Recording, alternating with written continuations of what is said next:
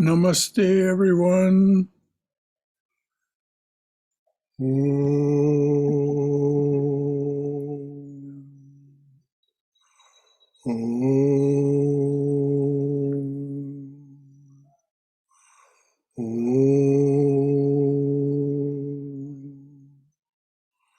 Om Sahana Bhavatu Sahano Bhunaktu Sahaviryam Kadavavahai Tejasvina Vaditamastu Ma Vidvishavahai. Om Shanti Shanti Shanti. Om, may the Divine Being look over us lovingly as a mother and father. May the Divine Being support and nourish us as a mother and father.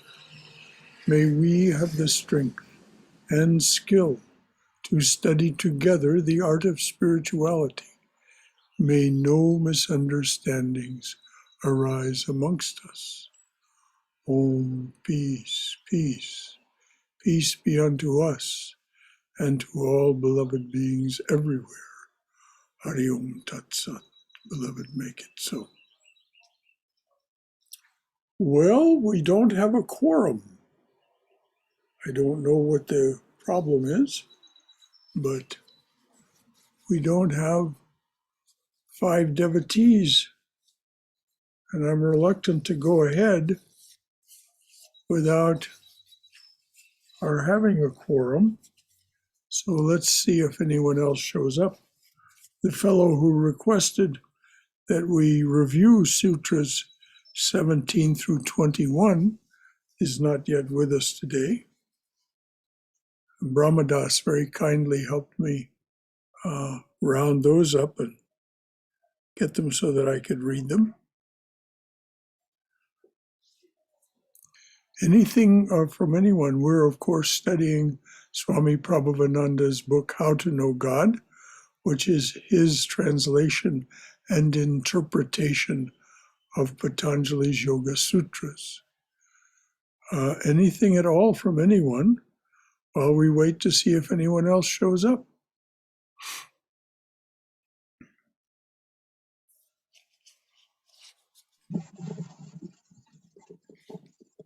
Yes, Brother Shankara. Yes, Amarpali. I have a repeating pattern of experience about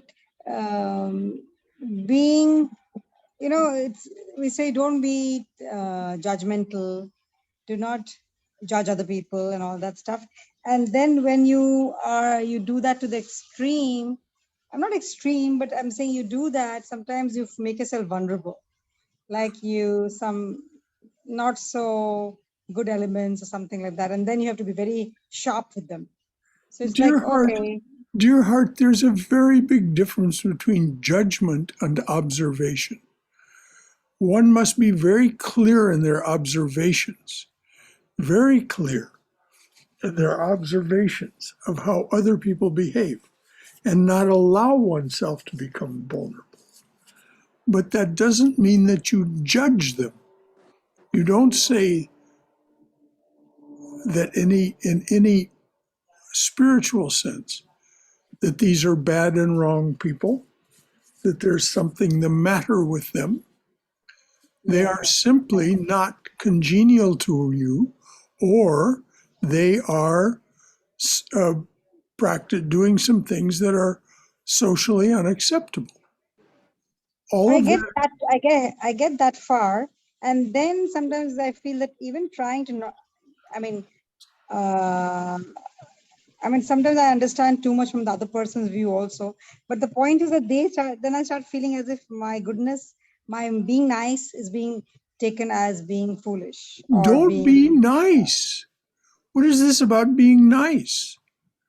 Amarpali, it's not a question of being nice. You're appropriate with these people. You're not. If they're being a pain in the butt. Okay, I get it. That's a good word. You can say you're violating my boundaries. You're making me unhappy. Either stop or I'll have to not see you, or whatever it is that you say to them. That's a very big difference between that and judgment. Judgment is a way to box somebody up, say, I know who this person is, they're bad and wrong person, and thoughts like that.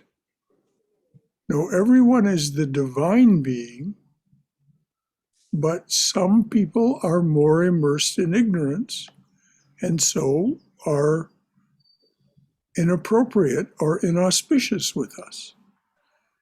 We do not allow that. It's not a question of being nice. It's a question of being appropriate. Thank you, Brother Shankar. I get that.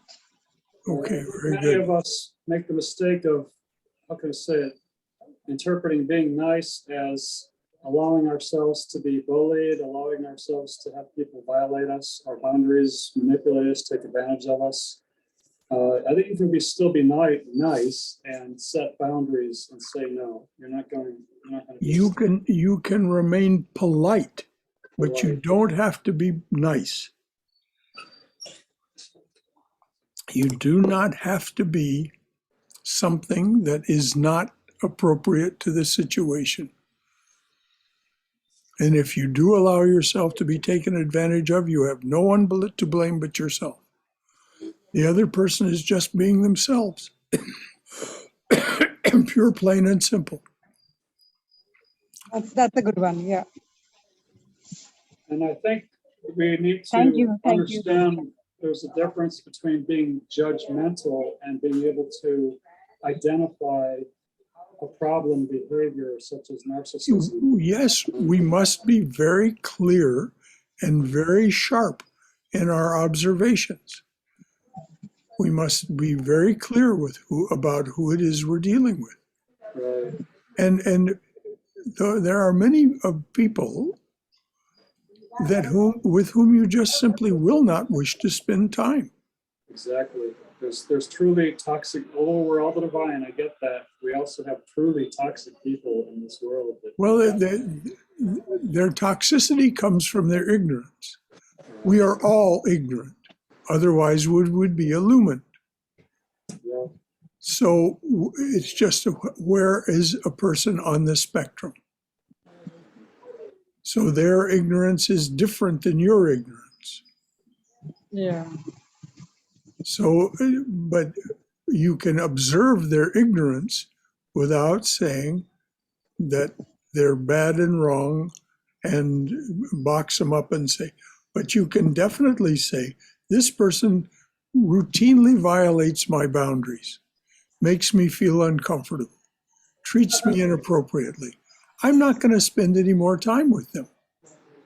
That's why I think the fact that we get together and talk, this spirituality actually helps us in our our secular life as well, because we learn. Yes, well, and if you have to spend time, if you have to spend time with them at work, if you have to spend time with them because you put in this situation of being with them at work, you are polite but firm.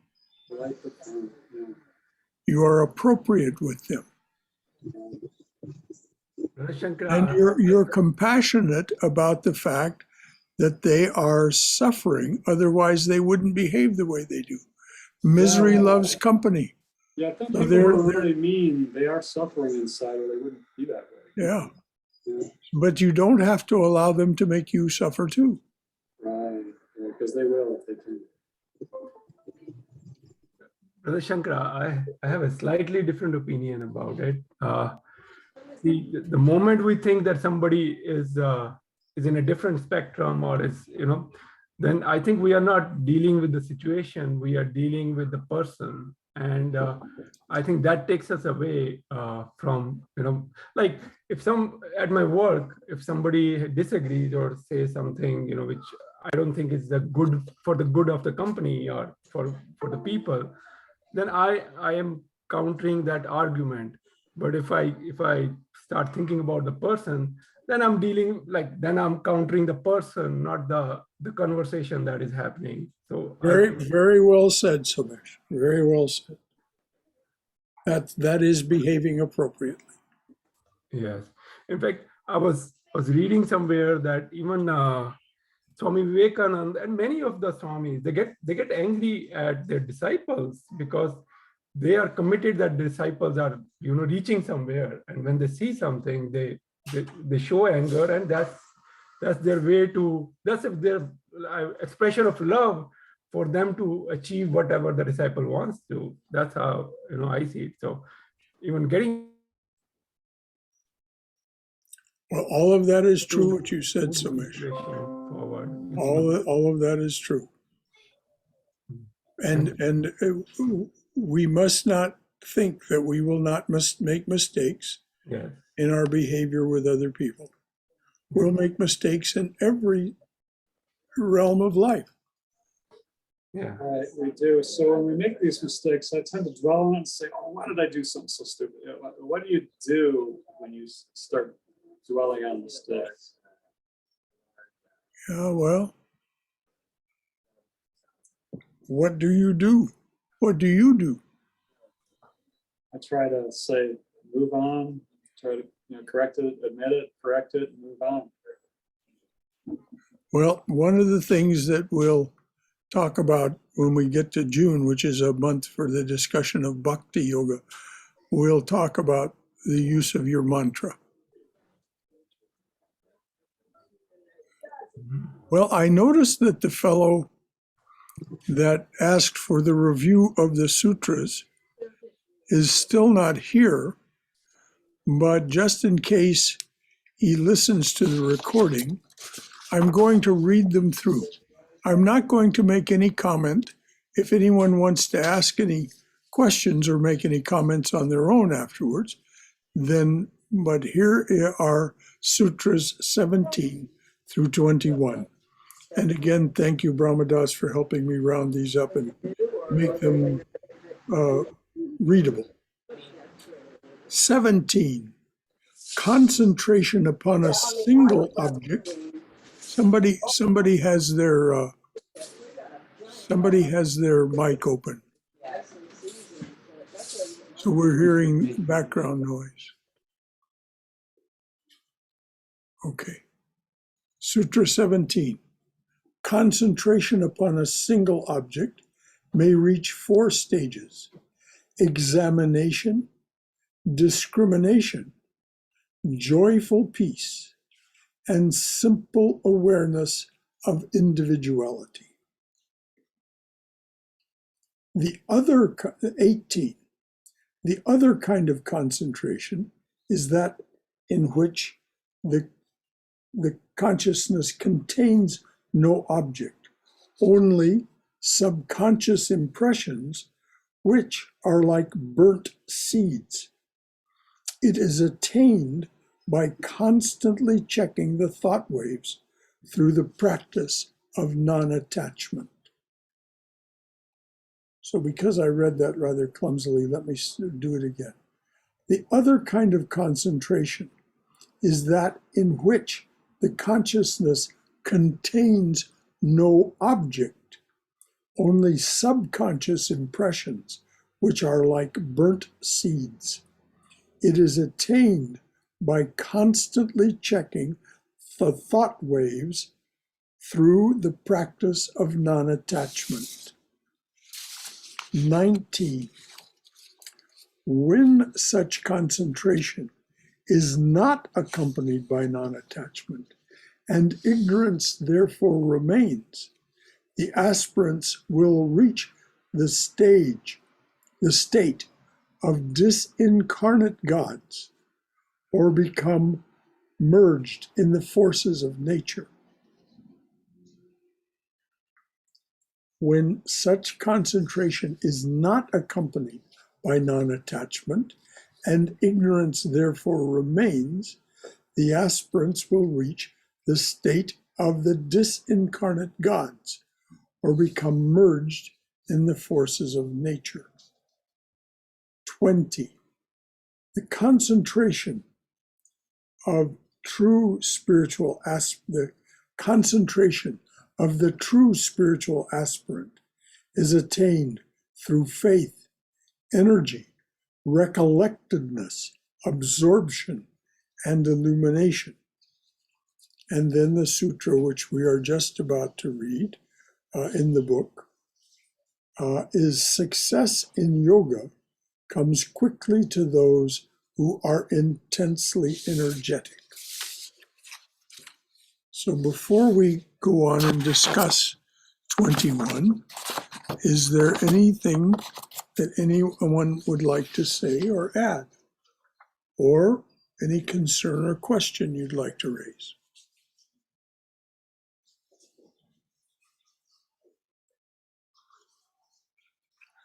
All right. Success in yoga comes quickly to those who are intensely energetic. Now, there is a potential trap here that I'm going to point out, but first I'll read 22 because it's directed toward what I'm about to say. Success varies according to the means adopted to attain it: mild, medium, or intense. This means that people adopt should be done in cooperation with a teacher. I don't necessarily mean a guru, although your guru would be the one you would go to if you have a guru. But teachers of yoga should be very sensitive to whether you are yet capable and how you might be capable of these more intense forms of practice. So you may need to start off with only mild practice and then increase to medium and energetic as you train your body and mind. So are there any comments or questions about either of those two sutras before we read what the Swami says about Shankara, I just want to understand, when we say energetic, we are talking physical energy, or is there something more to it? Well, it's the use of the prana. So yes, it's physical energy, but it's also psychic energy and mental energy, all of which are born of prana. So this practice of non-attachment is through pratyahara, but pratyahara is born of success in pranayama, control of the prana. Now, I don't mean breath control, although breath control is practiced by some. The Ramakrishna Order Swamis say you don't need to be bothered about breath control. Your pranayama will, your control of prana will come spontaneously through your other practices as taught by them. So there is only one energy. We call it prana. So it's physical, it's psychic, and it's mental. And therefore, when all of that is done with those other five, faith, energy, recollectedness, and so on, discrimination and illumination, then your energy becomes directed toward spiritual goals. Anything else? Thank you, Somesh. What would be an example of intensive practice involving prana? you don't involve yourself with the world at all. You isolate yourself from the world and its distractions, and turn all of your attention toward the practices of the first 6 limbs of yoga.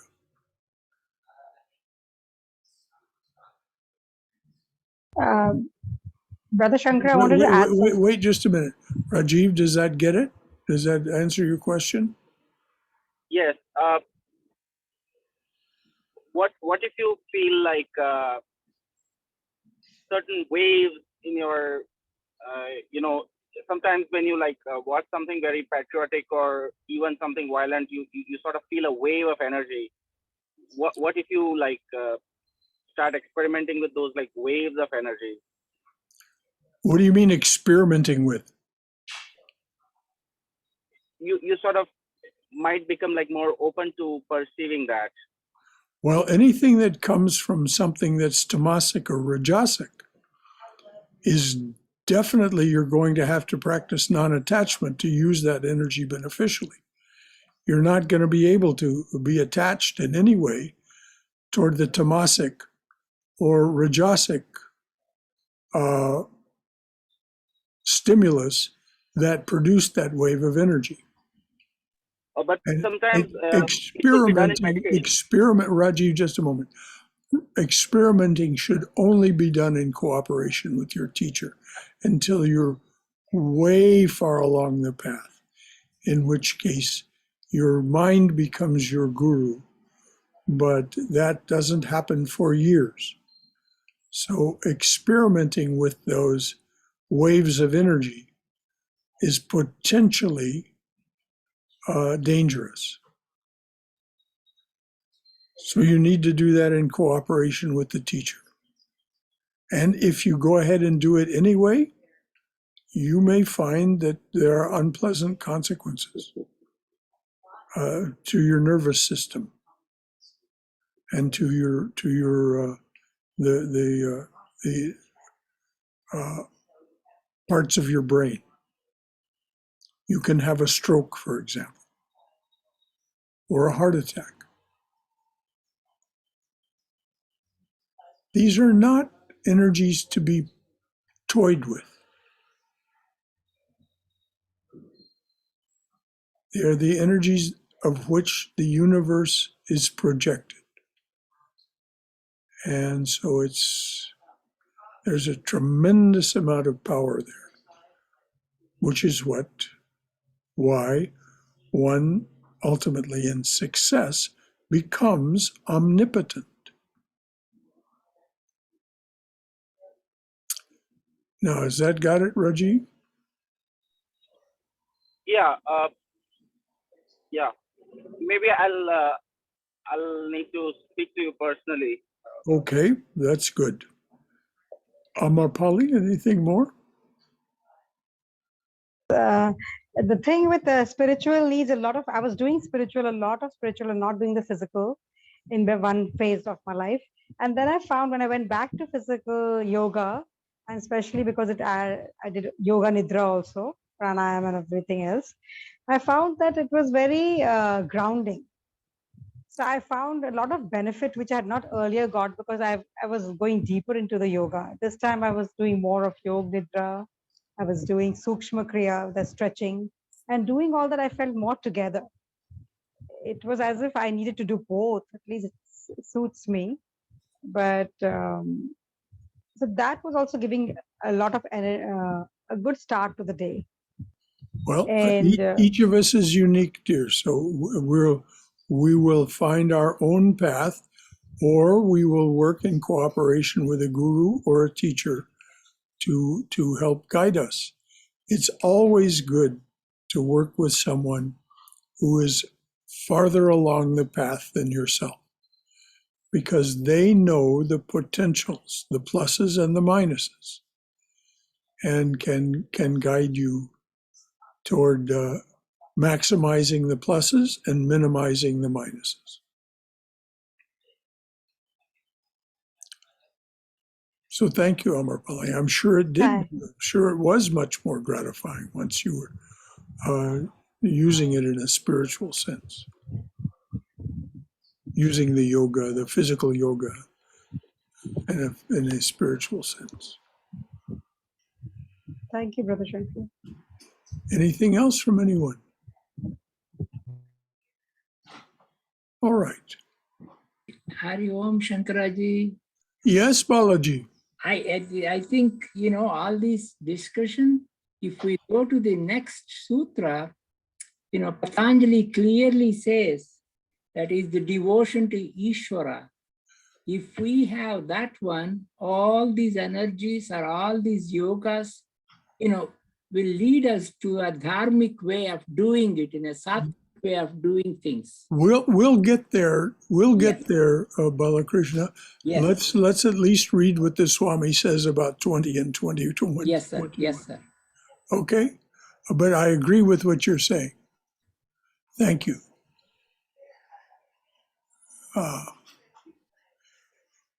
Anything else from anyone? Okay.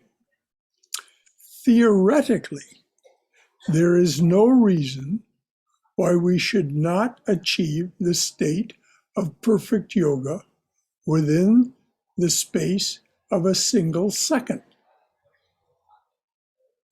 I'll read that again. It's such a startling statement.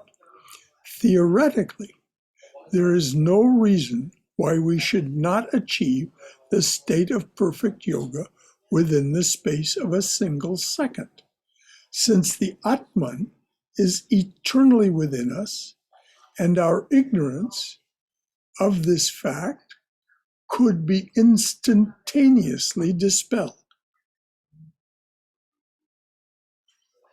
The Atman is eternally within us and therefore present to us, and our ignorance of that could be instantaneously dispelled. Practically, however, our progress is retarded by our past karmas, our present fears and desires, and the relative strength of our energy. No one can generalize about the period required. It might in any individual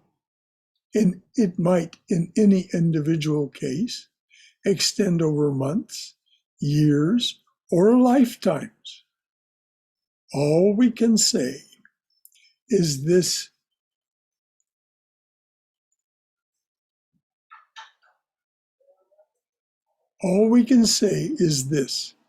no effort, however small, is wasted, and the harder we try, the sooner we shall succeed.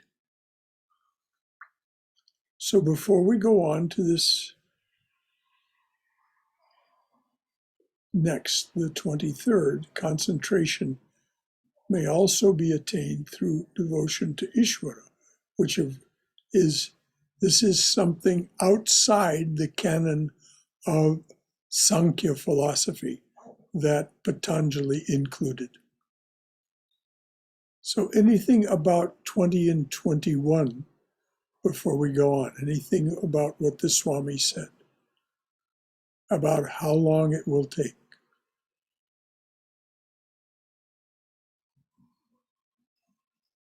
As Vivekananda points out in another place, what else could be worth our effort? What else is truly worth our effort than success in yoga? And of course, success in yoga doesn't mean you abandon your life in the world. That's not what's meant by it. It means that you transform your life in the world according to the principles of one or more or all four of the yogas, as he says, and be free.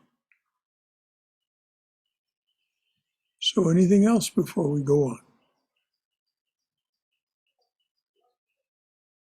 All right.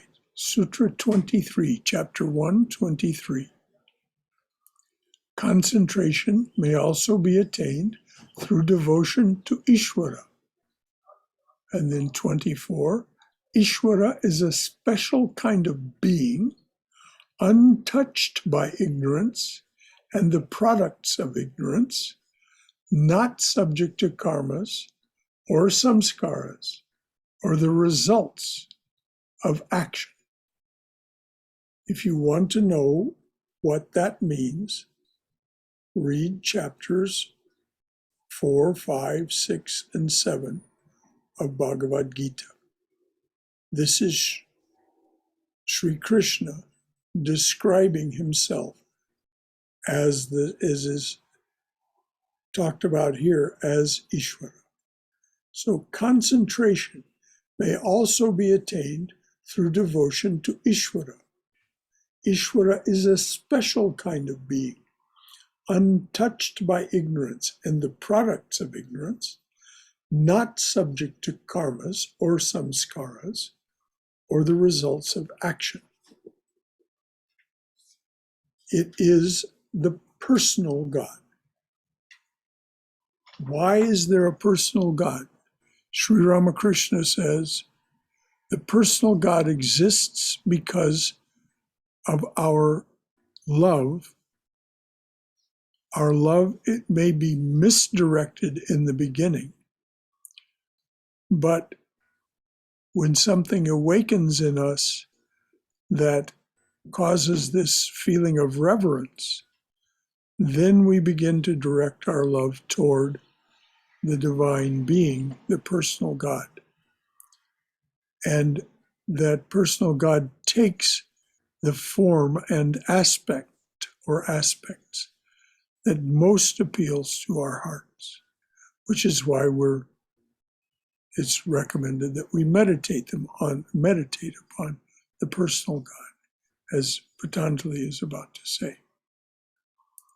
So anything at all before we move on about this concept of the personal God or Ishvara that seems that something from your own experience or wisdom about your relationship with Ishvara or the personal God, or any concern or question you have about this idea.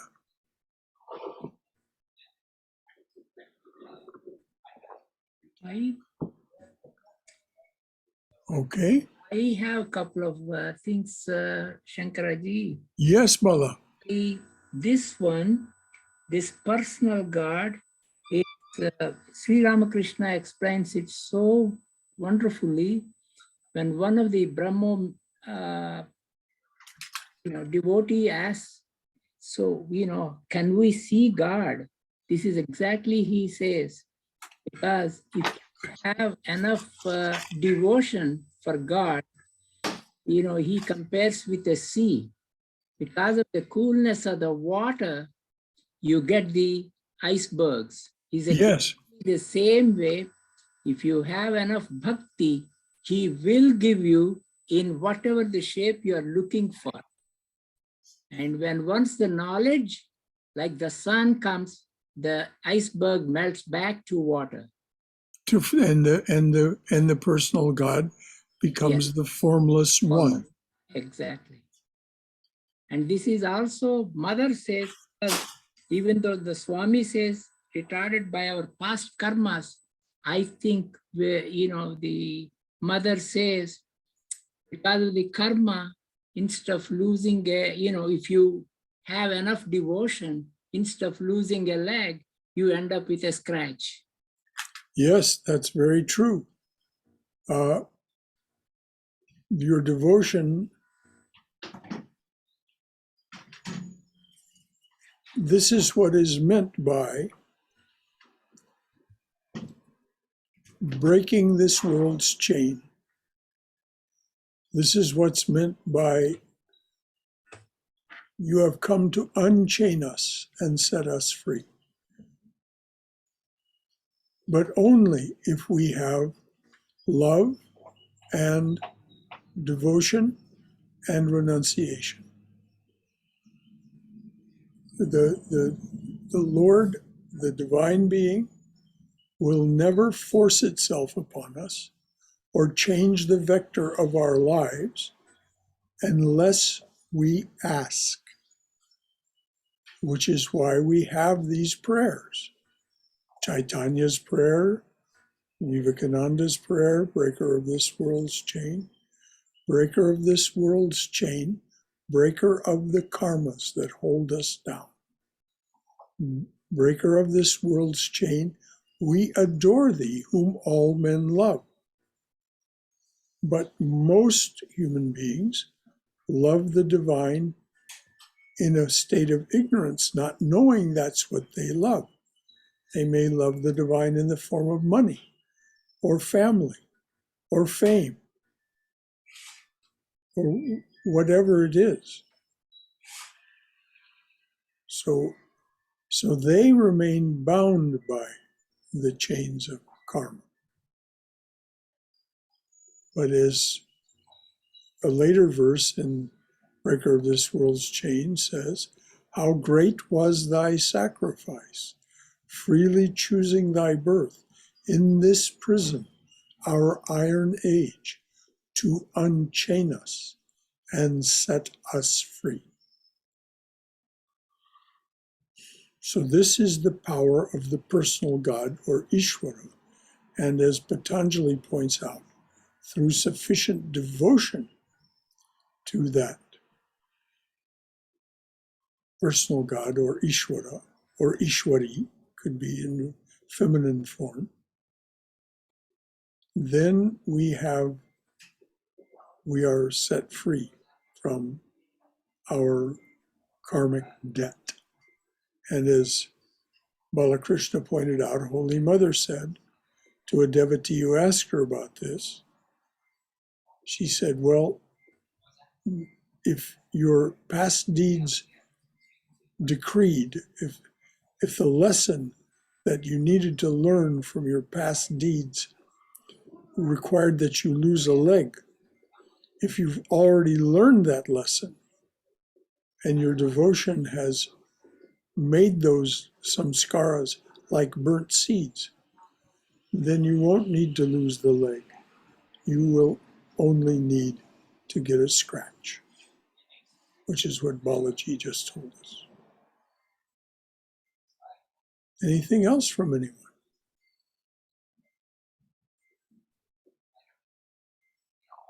All right.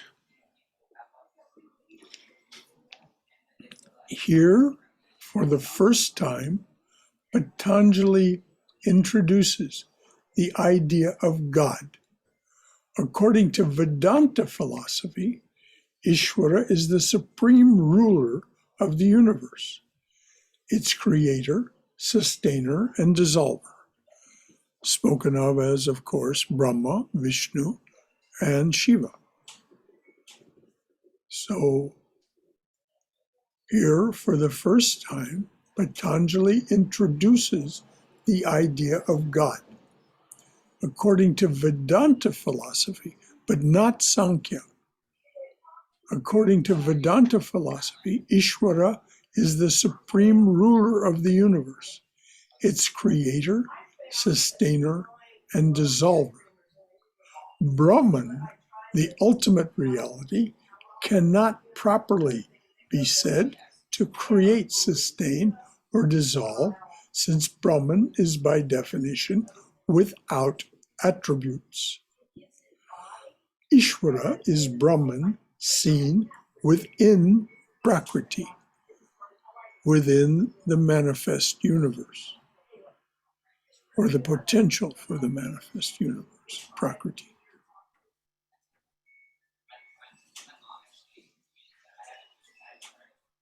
He, Ishvara, corresponds more or less to God the Father in the Christian tradition. So before we go on, is there anything at all about this personal God that you would like to say or ask?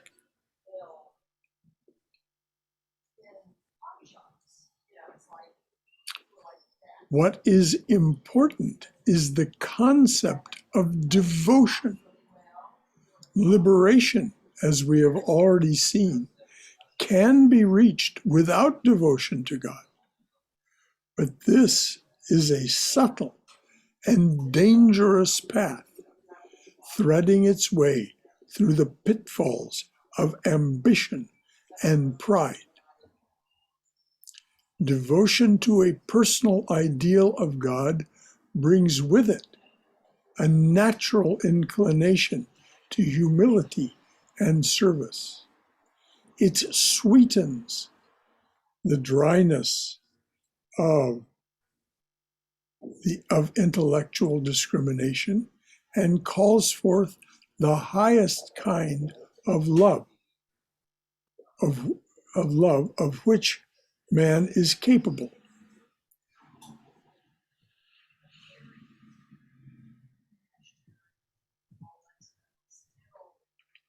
Devotion to a personal ideal of God, a personal God, devotion to a personal ideal of God brings with it a natural inclination to humility and service. I am and thou art. And you see that the thou art is much larger than the I am, which is why you have this natural inclination to humility and service. It sweetens the dryness of intellectual discrimination and calls forth the highest kind of love of which man is capable. We cannot even imagine Brahman until the moment of our perfection, but we can all imagine Ishvara according to our different natures. For Ishvara has attributes which our minds can recognize. Ishvara is all that we can know of the reality until we pass beyond Prakriti. If we set ourselves to serve Ishvara, if we dedicate our actions and surrender our wills to him, we shall find that he always, we shall find that he draws us to himself. This is the grace of God, which Sri Ramakrishna compared to an ever-blowing breeze. You have only to raise your sail in order to catch it. So before we go ahead and read what Sri Krishna says in the Gita, is there anything about any or all of that that causes you to wish to make a comment from your own wisdom and experience, or any concern that you would like to raise or question that you'd like to ask?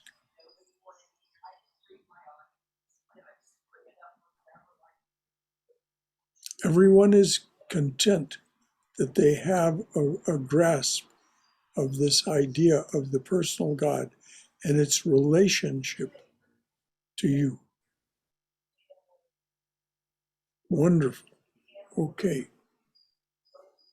So from Sri Krishna in the Gita we read, whatever your action, food or worship, whatever the gift that you give to another, whatever you vow to the work of the Spirit, lay these also as offerings before me.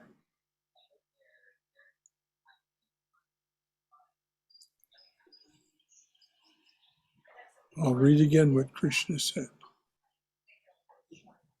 Whatever your action, food or worship, whatever the gift that you give to another, whatever you vow to the work of the Spirit, lay these also as offerings before me.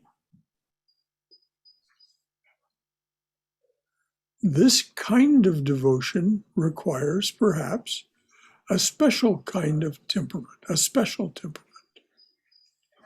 This kind of devotion requires perhaps a special temperament.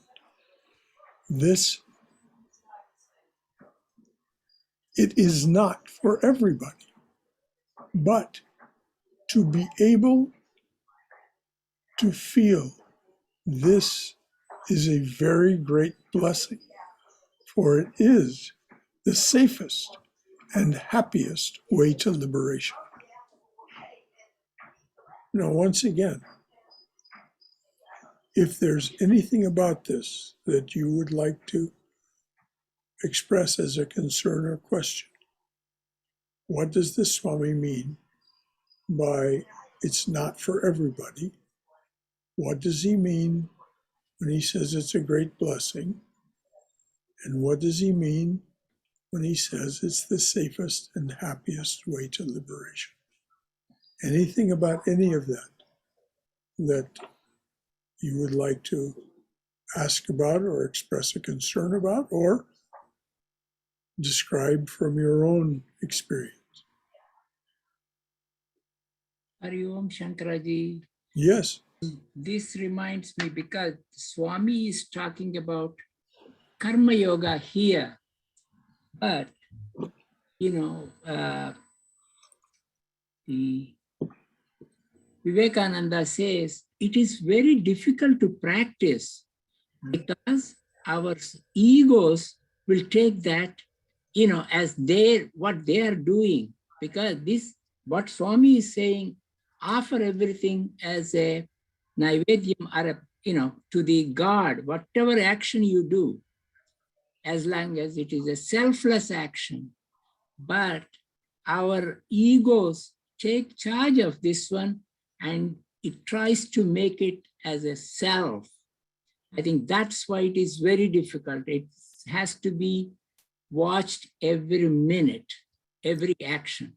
This is why two things. One is, in a sense, required. The other is something that arises through spiritual practice. That which may be required is discrimination. The constant recollectedness of what Krishna says and what all the other great spiritual teachers have told us. It is not you, it is me that is doing this. So the fact that you think it is you is your delusion. So you practice discrimination and recollectedness, saying, I remember what Sri Krishna or Jesus Christ or Ramakrishna said. And the second is, through spiritual practice, one comes to be aware that the truth of your being is a witness, and that everything that is happening like a movie playing before the view of the witness.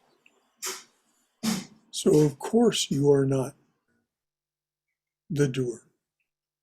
It is doing as a result of, and their explanations are many, just exactly how it's going on.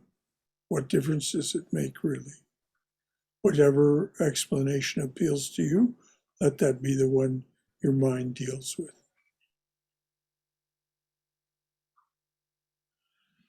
So discrimination and awareness of yourself as the witness, as Bala said,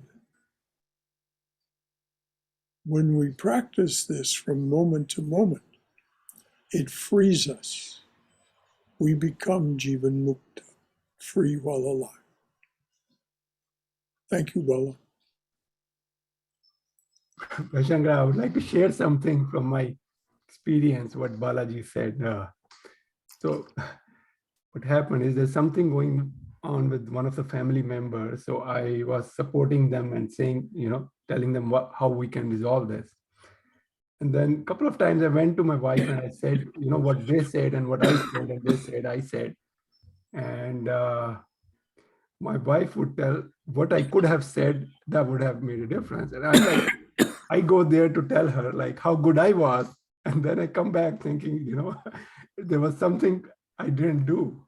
Then I thought about it, that why do I even go and tell my wife? Like whatever conversation happened, it happened. And I realized it was just for self-appreciation, that so this is what I did, like that. That's how even it's so deep rooted, the ego or the self-appreciation, or Oh yes, it's deep rooted. It is deep rooted in the most long-term way. yes. Hang on just one moment. Mhm. Are we eating in here? If you would like, or we can eat in the other room, whichever you like. There's a discussion about the people who are here for Save a Saturday, where we're going to eat. That's what the question was that was raised. Mhm. Yeah. So, yes, this ego, and we must not think this ego is a bad thing. This ego is just a necessary thing up to a point. Then we begin to see it for what it is, as a limitation, and we begin to go beyond it. And when we truly go beyond it, as Sri Ramakrishna says, the ego becomes less of an issue for us and becomes like a shy child and doesn't trouble us so much with these desires for self-recognition and all those things.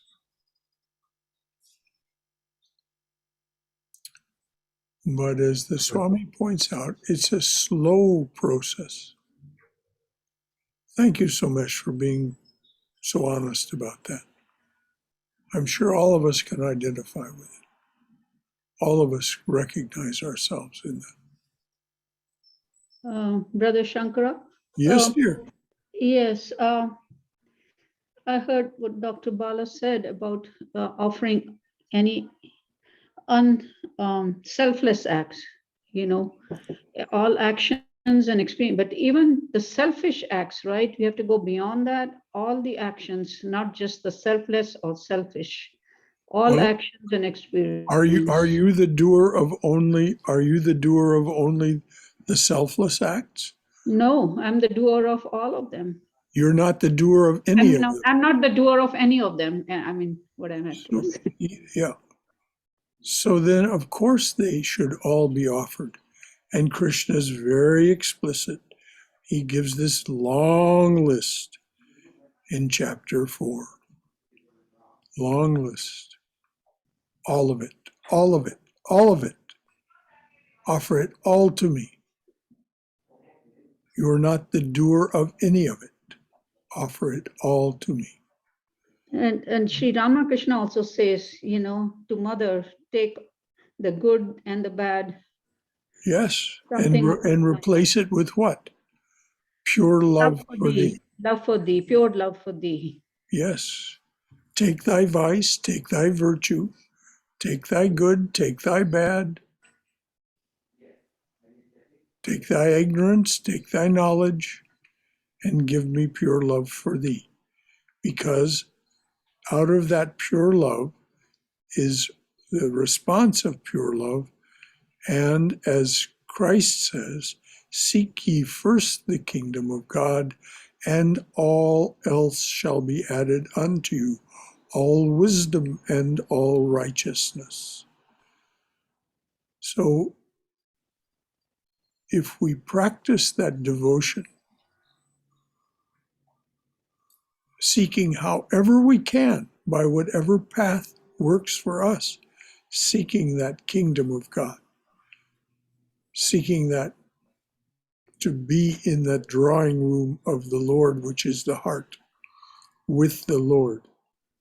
Then the master of the house says, or master of the estate, as Sri Ramakrishna says, the master of the estate will share everything with you. That would be a wonderful prayer, I believe. Oh, it is a wonderful prayer, yes. Anything else, please? This is wonderful what we're doing here. All right. But to be able to feel it is a very great blessing, for it is the safest and happiest way to liberation. Devotion to Ishvara, devotion to the personal God, is what he's talking about. Ishvara, it has been said, is God as he appears within Prakriti. But it must be remembered that Ishvara is Prakriti's ruler and not its servant. This is why Krishna says in the Gita, the gunas, I am the master of the gunas. I am the ruler of the gunas. That is why Patanjali describes him as a special kind of being. A man, a human being, is the servant of Prakriti. That human being is subject to ignorance of his real self, the Atman, and to the products of his ignorance. He's subject to ignorance and the products of his ignorance.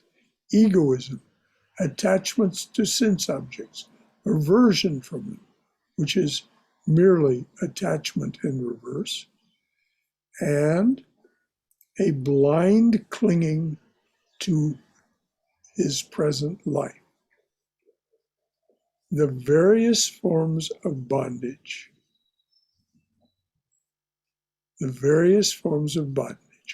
which constitute misery, and which Patanjali will discuss more fully in the second chapter of his Aphorisms. Ishvara is not subject to this ignorance or to its products.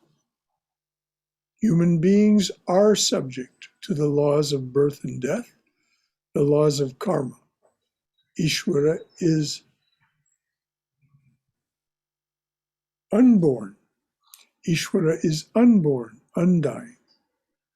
Human beings are subject to their samskaras, the deeply rooted tendencies which drive that person on to further actions and desires.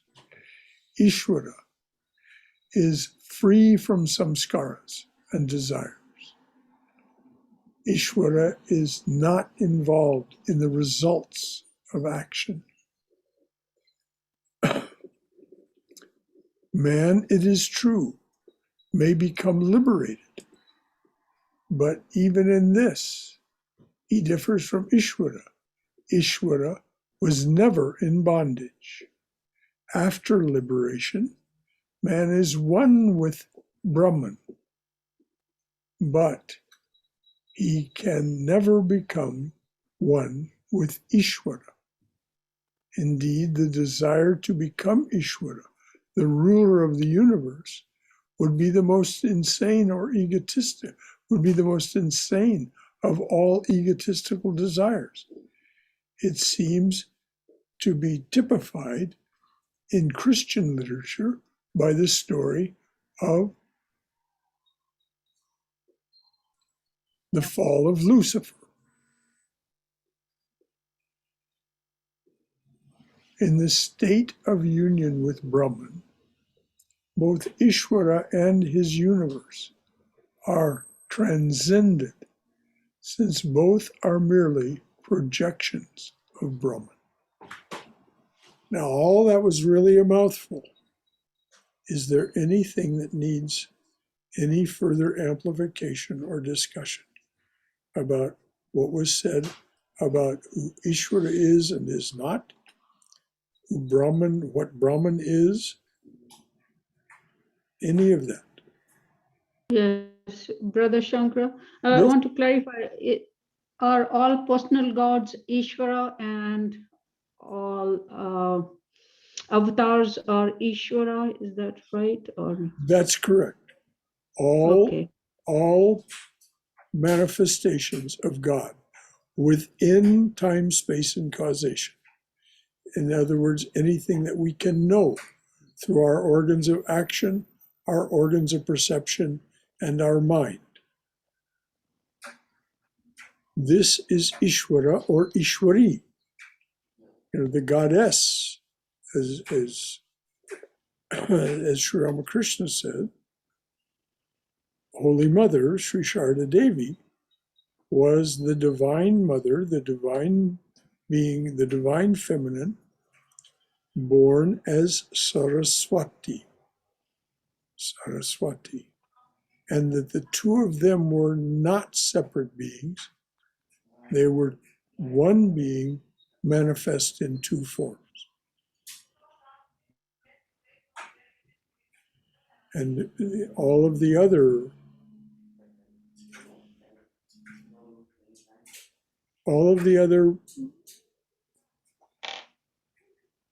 incarnations, avatars, they're great saints that become them. All of these are Ishvara. Or that is to say, they become those saints. The saints don't become them. They become those saints. So Shankara, here it says, I mean, I'm reading it differently than what you are saying and would like clarification. It says, after liberation, man is one with Brahman, but he can never become one with Ishvara. So does that mean that all avatars, or they are born, like the Ishvara is born like that? You cannot, like even Mahatma Buddha or anyone, they cannot become Ishvara. You cannot become Ishvara, but Ishvara can become you. Okay, so that means Ishvara will be born as a human being, but a human being who's already born can never become Ishvara. That's correct. Okay. But Ishvara can absorb that human being. Mm-hmm. In, What does that mean? And absorb. well, For example, exactly, go ahead. exactly what it means is described by a number of saints.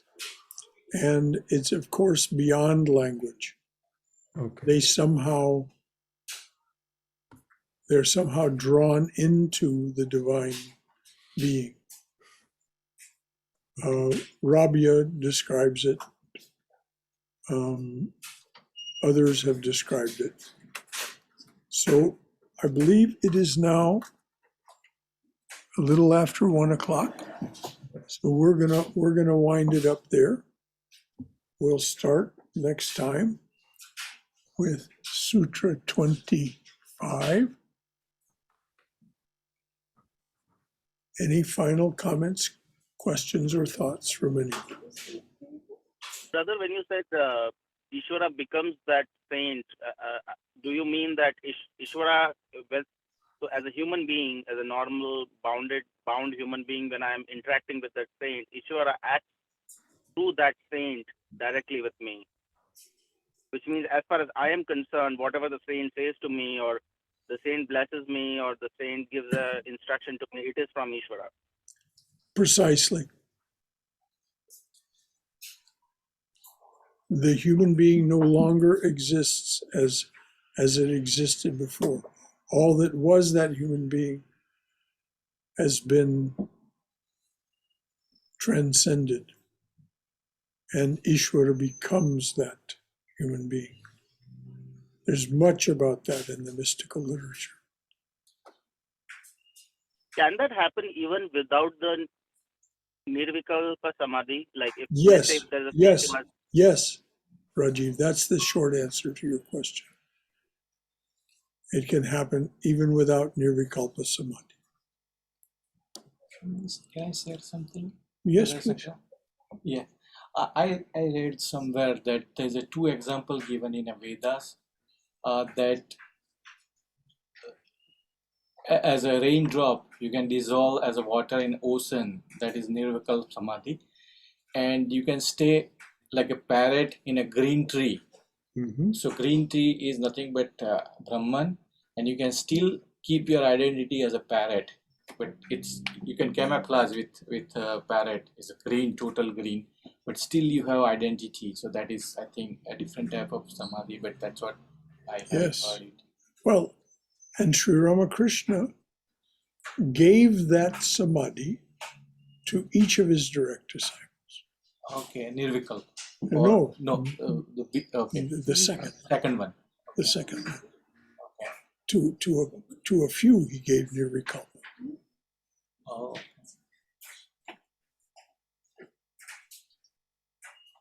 Thank you, Vipul. Anything else from anyone? All right, we'll leave it from there. Let's see, next Saturday. The Swami, of course, will be here. We have the annual meeting of the congregation tomorrow, and I hope you will all attend either in person or by Zoom. It's very instructive for you, if you're a member of this group, to hear how this group actually operates, and it'll give you great joy to know something more about what goes on behind, so to speak, to make this continue. So I hope you'll attend tomorrow. Then, of course, the Swami is coming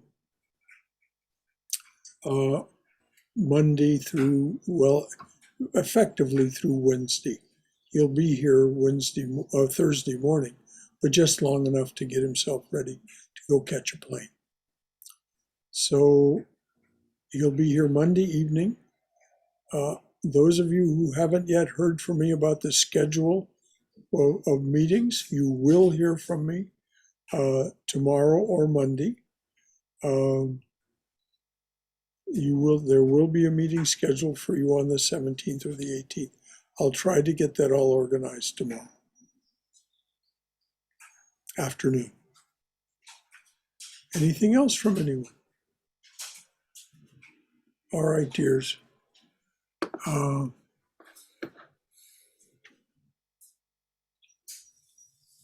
Satoma Satkamaya. Tamasoma Jyotirgamaya. Mrityorma Amritangamaya. Abir Moiti. Oh, dearly beloved, lead us from the unreal to the real. Lead us from this realm of endless noise and relentless confusion to thine abode of silence, serenity, clarity, and peace. Lead us from darkness to light. Lead us from darkness and ignorance to the brilliance of thy wisdom and love. Lead us from death to immortality. Light us through and through, light us through and through with thy everlasting, shining presence. Jai Shri Guru Maharaj Ji Ki Jai. Durga, Durga, Durga. May we be safe. May we be healthy. May we be cheerful. May we have peace of mind. And may we go forward in the loving and protective embrace of the Divine Being as our Mother and Father. Any final thought from anyone? All right, well, I'm going to go join the Seva Saturday people for their lunch.